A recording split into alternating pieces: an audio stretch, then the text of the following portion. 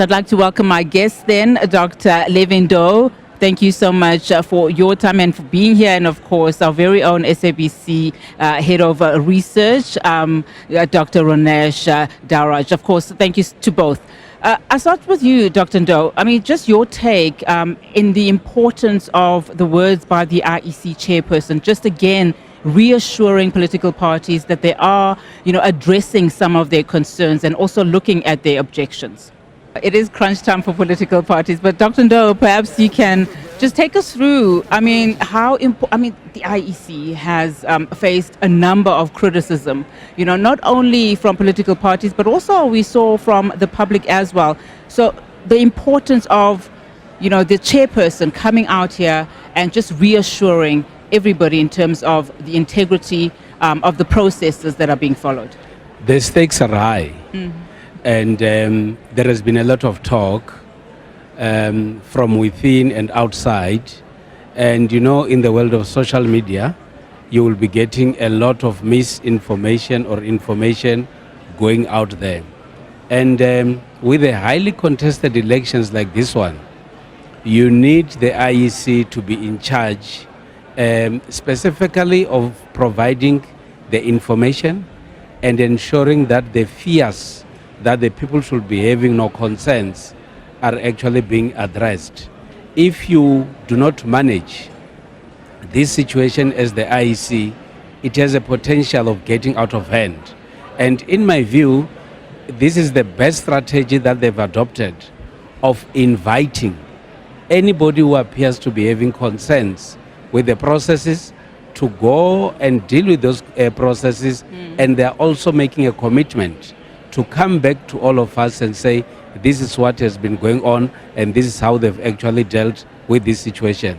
You would know that when it comes to elections, a very small mistake has a potential to negatively affect the entire process. And I think what the IEC is doing is to say, we are in charge of the process, our systems are functioning very well, and if there are any other issues, our door is always open for anybody to come, so that all the issues are addressed before the official announcement of the elections.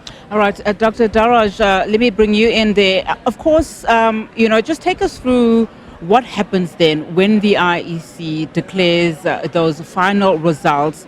I would imagine, as Dr. Ndou says, those objections then need to have been solved at that point. What are we looking at then immediately after those, results are pronounced, and then, of course, the time periods that follow?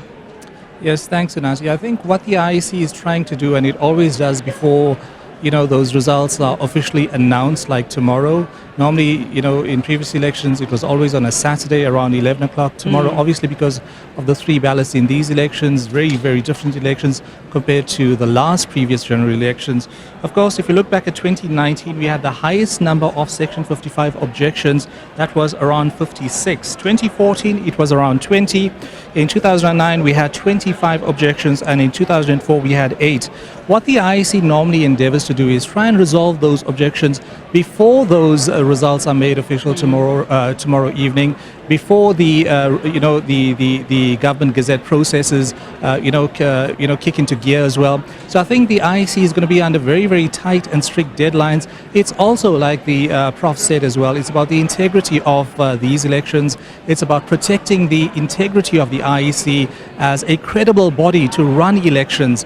They've been running elections in this country since 1994, whether it's general elections, national, provincial and local government elections. So I think for the IEC, it has to protect that reputation. And the fact that they being this humble, they've got their doors open. We have this facility, where the IEC interacts with political parties as well. It's called the Party Liaison Committee. They engage with the different political parties, whether you're at national level, provincial level, obviously when it comes to local government level as well. So that room of opportunity is there just to listen to what these parties' concerns are. We saw concerns raised from the Western Cape yesterday, the Free State to a certain extent, and obviously here at national level. So I think the IEC is going in the right direction. They are being very transparent. That transparency is absolutely integral. They are holding regular media briefings as well. Any concerns, They take questions as well. So I think they are stepping in the right direction.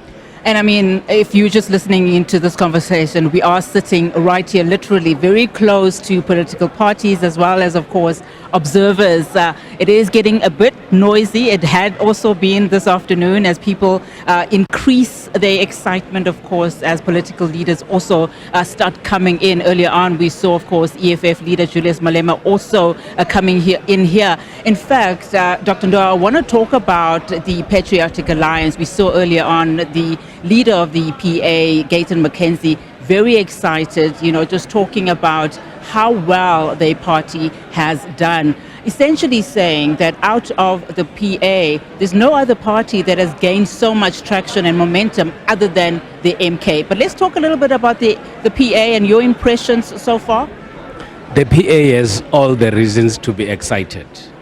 The PA is only getting into these elections for the first time, and throughout the local government by-elections rather, the PA has been doing very, very well. We have seen a tremendous growth of the PA in the Western Cape. We have seen the growth of the PA in Gauteng, and it was not just the leadership of the PA canvassing, but we've seen the response in these results. And whether we like it or not, the PA is a major role player in the politics of South Africa, because when now we're starting to talk about coalitions at national level, you also cannot ignore them because of the number of seats that they have. And if we talk about those who have to celebrate, who have gained out of these elections, the PA is one of those. And I always said to most people that the PA is the dark horse. You might choose to ignore them, but the PA indeed made a huge surprise, and I know why they are celebrating.